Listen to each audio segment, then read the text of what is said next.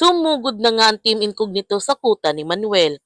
Sinabihan naman ni Greg ang kanyang team na maging alerto sila sa buong paligid. Hindi nila dadaanan ang gitna.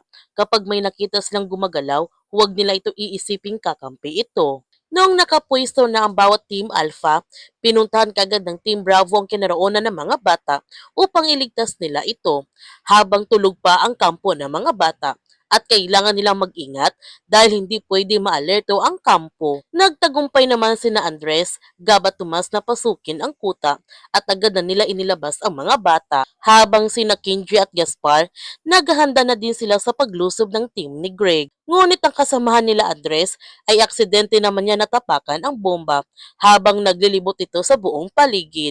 Kaya nung narinig nila ang malakas na pagsabog, lumabas na nga sina Kenji at Gaspar para ubusin ang lahat ng team ni Greg. Inutosan ni Lucio ang kanyang kasamahan na ipaalam sa lahat na maghanda na sila at palibutan nila ang buong area. Sinimula na nga nila Greg ang kanilang pangalawang plano.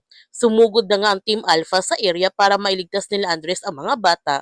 Pinalipad naman ni Max ang drone para malaman niya kung nasaan ang kanilang mga kalaban at para na din matunto ng kinaroonan ni Manuel. Hanggang nakita na nga ni Max ang kinaroonan ni Manuel.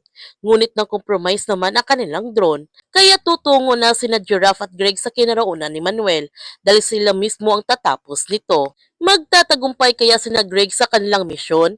Yan ang ating abangan sa Incognito. Kung bago ka pa channel ko, don't forget to like, subscribe, and click notification bell para palagi kang updated sa mga videos na upload ko. Thank you for watching and God bless to everyone.